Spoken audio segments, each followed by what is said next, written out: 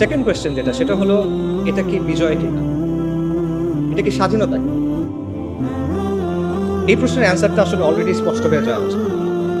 তাও এটা আসলে বিজয় না, এটা সর্বোচ্চ একটা আংশিক বিজয় আমরা বলতে পারি, বাট এটা কোনো অর্থে কোনো সেন্সে এটা সামগ্রিক বিজয় হইতে পারে না।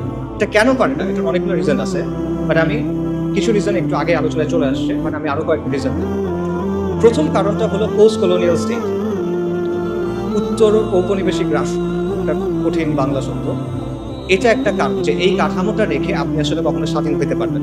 এটা মানে কি? এটা মানে সহজভাবে বলি, এক সময় এটা ছিল আমাদের রাজত্ব, এটা আমাদের রাজত্ব ছিল। এটা পারফেক্ট ছিল না, এখানে অনেক সমস্যা ছিল, কিন্তু এটা আমাদের রাজত্ব ছিল। কিন্তু তারপর ফিরিঙ্গিরা আসছে, ব্রিটিশরা আসছে, ইউরোপিয়ানরা আসছে, এবং তারা এসে আমাদেরকে তাদের গোলাম বানাইছে, তারা এসে আমাদেরকে তাদের দাস বানাইছে, এবং তাদের একটা সিস্টেম আমাদের উপর চাপাই দিয়েছে। এইটাই হলো কলোনিয়াল রাষ্ট্র। এবং এই কলোনিয়াল রাষ্ট্রের মূল উদ্দেশ্য হলো দুটা, একটা হলো কন্ট্রোল, একটা হলো এক্সপ্লয়টেশন, নিয়ন্ত্রণ এবং শোষণ। আর কোনো উদ্দেশ্য নেই। কলোনিয়াল যে ব্যুরোক্রেসি বা আমলাতন্ত্র, এটার উদ্দেশ্য ছিল এই দুটা। কলোনিয়াল যে পুলিশ, এটার উদ্দেশ্য ছিল এই দুটা। কলোনিয়াল যে সেনাবাহিনী, এটার উদ্দেশ্য ছিল এই দুটা। আজকে ফিরিঙ্গিরা নাই, চলে গেছে, অনেক আগেই চলে গেছে, কিন্তু ওদের যে সিস্টেম সেটা রয়ে গেছে। আজকে আমাদের যে ব্যুরোক্রেসি আছে সেটা কলোনিয়াল ব্যুরোক্রেসির কন্টিনিউয়েশন, ধারাবাহিকতা। আজকে আমাদের যে পুলিশ বাহিনী আছে সেটা কলোনিয়াল পুলিশ বাহিনীর ধারাবাহিকতা। এবং উপমহাদেশের যে সেনাবাহিনীগুলো আছে এগুলো সবগুলো ব্রিটিশ ইন্ডিয়ান আর্মির ধারাবাহিকতা। এটা ভেঙেই, মানে এটা থেকেই পাকিস্তান আর্মি এবং ইন্ডিয়ান আর্মি হয়েছে, এবং দেন সেখান থেকে বাংলাদেশ আর্মি হয়েছে। এগুলো হিস্টোরিক্যাল ফ্যাক্ট, কেউ ডিনাই করতে পারবে না। সো যেই কাঠামোটা তৈরি হয়েছিল নিয়ন্ত্রণের জন্য এবং কন্ট্রোল করার জন্য, সেই কাঠামোটাকে রেখে দিয়ে আপনি আসলে কিভাবে স্বাধীন হবেন, কিভাবে বিজয়ী হবেন, এটা পসিবল না। এটা গেল একটা রিজন। আরেকটা রিজন হলো মডার্ন স্টেট ইটসেলফ। এই যে আমি নিয়ন্ত্রণের কথা বললাম আর শোষণের কথা বললাম, এটা কিন্তু শুধু কলোনিয়াল রাষ্ট্রের বৈশিষ্ট্য না, এটা মডার্ন স্টেটেরও বৈশিষ্ট্য। আধুনিক যে রাষ্ট্র সেটা ইনহেরেন্টলি একটা ডমিনেটিং, কন্ট্রোলিং, অথরিটেরিয়ান মেশিনারি। এটা এমন একটা যন্ত্র যার উদ্দেশ্য হলো শোষণ করা এবং নিয়ন্ত্রণ করা। এবং এটা শুধুমাত্র আমাদের মতো তৃতীয় বিশ্ব বা গ্লোবাল সাউথের দেশগুলোর জন্য না, এটা পুরো বিশ্বে। আমাদের দেশে একটা ধারণা আছে যে হাসিনার যে সেকুলারিজম, ওটা ছিল লাইফ সেকুলারিজম বা মওদু সেকুলারিজম। আর আমেরিকাতে যেটা আছে বা ইংল্যান্ডে যেটা আছে বা মতান্তরে ফ্রান্সে যেটা আছে, এটা হলো সাহি সেকুলারিজম। কিন্তু এই যে নিয়ন্ত্রণের ব্যাপারটা, কন্ট্রোলের ব্যাপারটা, এটা সেখানেও আছে। এটা নিয়ে অনেক একাডেমিক আলোচনা আছে, আমি সেই আলোচনায় যাব না। আমি আপনাদের একটা এক্সাম্পল দেব, যে এক্সাম্পলটা আপনারা সবাই দেখছেন। সেটা হলো কোভিডের কথা চিন্তা করে দেখেন, বিশেষ করে লকডাউন এবং ভ্যাকসিনের কথা। আচ্ছা, সেকুলারিজম এবং লিবারাল ডেমোক্রেসি আপনাকে অনেক সুন্দর সুন্দর কথা বলবে, স্বাধীনতা, অধিকার, এরকম অনেক কথা বলবে। বাট লকডাউনের সময় কি হয়েছে চিন্তা করে দেখেন তো, একদিনের মধ্যে আপনার সব অধিকার, আপনার সব স্বাধীনতা নাই, শেষ। আপনি ঘরের বাইরে যেতে পারবেন না, চাকরিতে যেতে পারবেন না, মসজিদে যেতে পারবেন না। কারো বাপ মারা গেছে, সে বাপকে দাফন করতে যেতে পারতেছে। কারো বাচ্চা হসপিটালে, সে তার কাছে যেতে পারতেছে। এটা কি? এটা টোটাল কন্ট্রোল আপনার জীবনের উপরে। এবং আমরা দেখছি যেখানে রাষ্ট্র যত শক্তিশালী সেখানে লকডাউন তত টাইট। আমাদের মতো দেশগুলোতে রাষ্ট্র পুরোপুরিভাবে অতটা শক্তিশালী না, যে কারণে আপনার কিছুটা মুভমেন্টের সুযোগ পাইছে। কিন্তু আপনি যদি ওয়েস্টের দিকে তাকান, দেখবেন সেখানে এক্সট্রিমলি টাইটভাবে লকডাউনগুলো এনফোর্স করা হয়েছে। তো এই যে লকডাউন, এটা কিন্তু আপনি দেখেন, এটা আপনার সমস্ত অধিকার, স্বাধীনতাকে নিয়ন্ত্রণে নিয়ে ফেলা। এটা একটা ডিপ্রেশন, এটা একটা কর্তৃত্ববাদ, এবং এটা সেকুলার ডেমোক্রেসিগুলাই করতেছে। এবং এর মধ্যেও আমরা দেখছি যে দুটা অংশ হয়ে গেছে, যে সাধারণ মানুষ লকডাউনের মধ্যে বাসায় বসে আছে, পাগল হয়ে যাচ্ছে, সর্বশান্ত হয়ে যাচ্ছে। অন্যদিকে এলিট যারা, তারা পার্টি করে বেড়াচ্ছে, এরকম খবর আসছে, খবরে পার্টি করে বেড়াচ্ছে। ওদিকে মানুষজন মেন্টাল হেল্পলাইনে ফোন করতে করতে এই হয়ে যাচ্ছে, শহীদ হয়ে যাইতেছে, এরকম একটা অবস্থা। আচ্ছা, এরপর দেখেন লকডাউনের পর কি আসলো? ভ্যাকসিন। ভ্যাকসিন না নিলে আপনি দুনিয়াতে অচল, আপনার ভ্যাকসিন নিতেই হবে।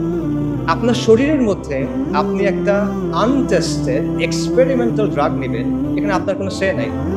আপনাকে বেসিক্যালি কোয়ার্স করা হলো নেওয়ার জন্য। নইলে আপনি হজেও যেতে পারবেন, এরকম একটা অবস্থা, তাই না? তো এর যে টোটাল কন্ট্রোল আর কি হইতে পারে? এটা কোনো মেটাফরিক্যাল কন্ট্রোল না, এটা কোনো রূপক কন্ট্রোল না, এটা রিয়েল কন্ট্রোল। আপনার চলাফেরাকে কন্ট্রোল করতেছে, আপনার শরীরের মধ্যে আপনি কি দিবেন সেটাকে কন্ট্রোল করতেছে। এবং এই সব কিছু কে করতেছে? সেকুলার রাষ্ট্র। যে সেকুলার রাষ্ট্র সাপোজিটলি আপনাকে কি দেয়? স্বাধীনতার অধিকার দেয়। এটা হলো তার অবস্থা। আধুনিক রাষ্ট্রের যে তত্ত্ব, এটার অন্যতম জনক বলা হয় থমাস হবসকে, ব্রিটিশ ফিলোসফার। থমাস হবস রাষ্ট্রকে কল্পনা করছিল লেভায়াথান হিসেবে। লেভায়াথান মানে কি? লেভায়াথান হলো একটা পৌরাণিক জীব, একটা মিথোলজিক্যাল, একটা মিথিক্যাল ক্রিচার। বাইবেলে এটার কথা আছে। এটা হলো একটা সামুদ্রিক জীব যেটার আকার অত্যন্ত বড়, এটাকে হারানো যায় না, এটা এতটা বড়, ওভারকাম করা পসিবল। তো হবস রাষ্ট্রকে চিন্তা করছিল একটা দানবীয় শক্তি হিসেবে, এবং বাস্তবে তাই হয়েছে। রাষ্ট্র একটা দানবীয় শক্তিতে পরিণত হয়েছে, একটা সর্বব্যাপী ভয়ঙ্কর দানবে সে পরিণত হয়েছে, যে নিজেই আইন বানায়, যে নিজেই আইনের ব্যাখ্যা করে এবং যে নিজেই আইনের প্রয়োগ করে। রাষ্ট্রের উপরে কোনো রেফারেন্স নাই, সবার উপর রাষ্ট্র সত্য তাহার উপর নাই। রাষ্ট্র হলো অ্যালফা এন্ড দি ওমেগা, এরকমই অবস্থা। এবং আপনার জন্ম থেকে মৃত্যু পর্যন্ত প্রতিটা পদে পদে রাষ্ট্র আপনাকে নিয়ন্ত্রণ করতে চায়, রাষ্ট্র আপনাকে সার্ভেইল করতে চায়। বার্থ সার্টিফিকেট থেকে ডেথ সার্টিফিকেট, আপনার কল হিস্ট্রি থেকে আপনার চ্যাট লগ, আপনার ব্রাউজিং ডেটা, সব কিছু, আপনার মানে প্রত্যেকটা ট্রানজ্যাকশন, আপনার ইনকাম ট্যাক্স, প্রতিটা জিনিসে রাষ্ট্র এসে হাত তুলে, সে নিয়ন্ত্রণ করতে চায়, সে সার্ভেইল করতে চায়। এবং এটাই হলো পৃথিবীর ইতিহাসে আপনি খুঁজে পাবেন না যে এই মাত্রার নিয়ন্ত্রণ, এই মাত্রার এক্সপ্লয়টেশন কোনো সিস্টেমের মাধ্যমে হয়েছে যেটা সেকুলার সিস্টেমের মাধ্যমে হয়েছে। কাজেই এবং এটাই হলো আসলে আধুনিক রাষ্ট্রের সভরেন্টির অর্থ। সার্বভৌমত্বের কথা আমরা বলি না, এটাই হলো সার্বভৌম শক্তির সত্যিকারের অর্থ। সার্বভৌম শক্তির প্রকৃত রূপ হলো এটা। যারা আপনারা জানতে চান এই ব্যাপারে, একজন জার্মান ফিলোসফার ছিল কার্ল স্পিট, আপনারা তার লেখা পড়ে দেখতে পারেন, সেই ব্যাপারটা খুব ডিটেইলে আলোচনা করছে। আজ পর্যন্ত এটা কোনো রিফিউটেশন আছে নাই, কারণ এটাই বাস্তব, এটি সভরেন্টির অর্থ। কাজে আধুনিক রাষ্ট্রের মধ্যে আপনি আসলে কখনো মুক্তি পাবেন না, বিজয় পাবেন না। আধুনিক রাষ্ট্র আপনাকে কি দিবে? সে আপনাকে গাঁজা খাওয়ার স্বাধীনতা দিবে, মদ খাওয়ার স্বাধীনতা দিবে, জিনা করার স্বাধীনতা দিবে, এলজিবিটির স্বাধীনতা দিবে। এগুলো দিয়ে সে আপনাকে ভুলায় রাখবে, কিন্তু আসল স্বাধীনতা সে আপনাকে দিতে পারবে না। মজার ব্যাপার হলো, আজকে আমাদের এখানে যারা অনেক বৈপ্লবিক কথাবার্তা বলতেছে, তাদের দাওয়াতের মধ্যে আসলে বৈপ্লবিক কিছু নাই। তারা বেসিক্যালি ওয়েস্ট থেকে ধার করা কিছু টার্মিনোলজি এবং কিছু ধারণা প্রচার করতেছে, এবং এমন সব টার্মিনোলজি এবং ধারণা যেগুলো ওয়েস্টে অলরেডি অবসলিট হয়ে গেছে, তামাদি হয়ে গেছে। ওয়েস্টে আপনি দেখেন liberal democracy is on the retreat. পুরো পশ্চিমা বিশ্বে এখন একদিকে ফার রাইট, অন্যদিকে ফার লেফট, অর্থাৎ উগ্র ডানপন্থী এবং উগ্র বামপন্থীদের উত্থান হচ্ছে, এবং এই দুটার মাঝখানে যেটা আছে ভ্যানিলা যেটা, সেটা হলো লিবারাল ডেমোক্রেসি, যেটা আবেদন হারাচ্ছে।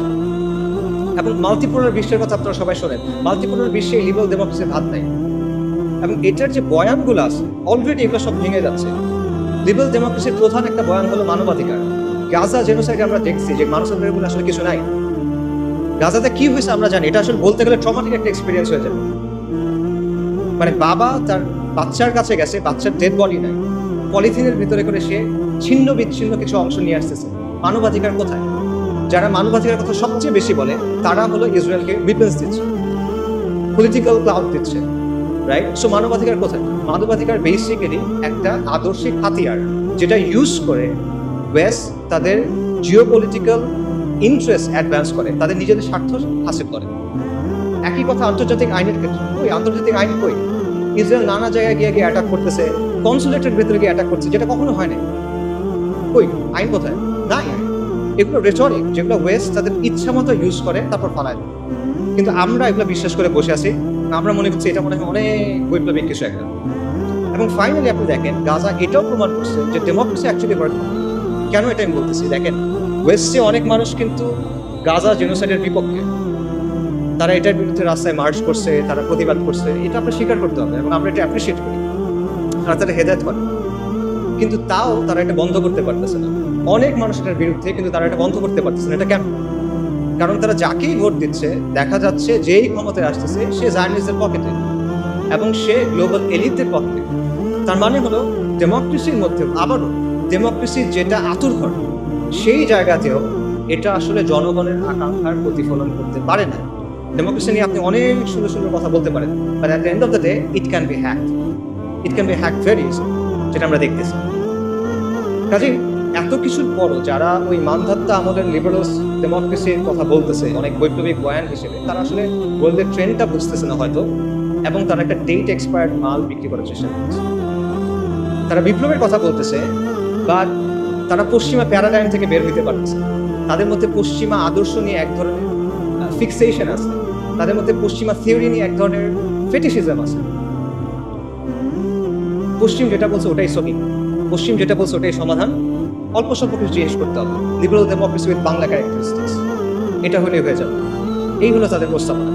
তো এগুলো করে আসলে আলটিমেটলি কোনো সমাধান হবে না। সো আমরা যদি আগের কথায় ফেরত যাই, এটা কি বিজয় ছিল কিনা, এটা মুক্তি ছিল কিনা? না, ছিল না।